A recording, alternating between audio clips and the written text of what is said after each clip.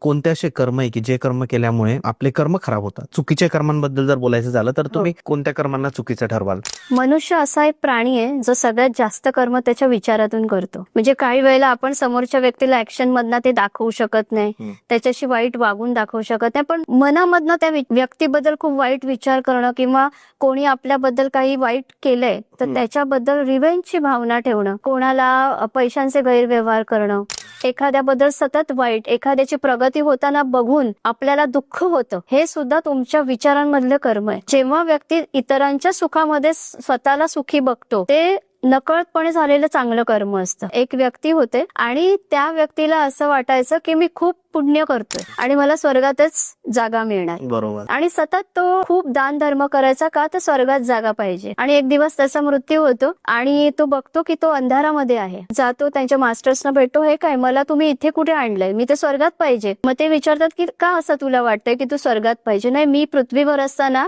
खूप दान धर्म केलाय का तर मला स्वर्गात जागा पाहिजे होती म्हणून. मग तुम्ही मला इथे नरक यातना का देत आहात? तेव्हा ते म्हणाले ह्याचमुळे नरक यातना, कारण तू जे काही दान धर्म केलंस त्यामध्ये तुझं इंटेन्शन हे होतं की स्वर्गात जागा मिळावी म्हणून मी दान धर्म करतोय. तर इथे तू खूप स्वार्थी भावनेने वागलेला आहेस. बरोबर. म्हणून आपल्याला लाईफमध्ये जे कोणासाठी करता येईल त्यामध्ये शब्द पाहिजे अनकंडिशनल. Got it. सो जेव्हा व्यक्ती कुठलीही गोष्ट अनकंडिशनली करतो ना तेव्हा युनिव्हर्स त्याला फक्त देत राहतो आणि खूप देतो. पूर्ण व्हिडिओ बघण्यासाठी YouTube वर जाऊन बँटर विथ चेतन सर्च करा.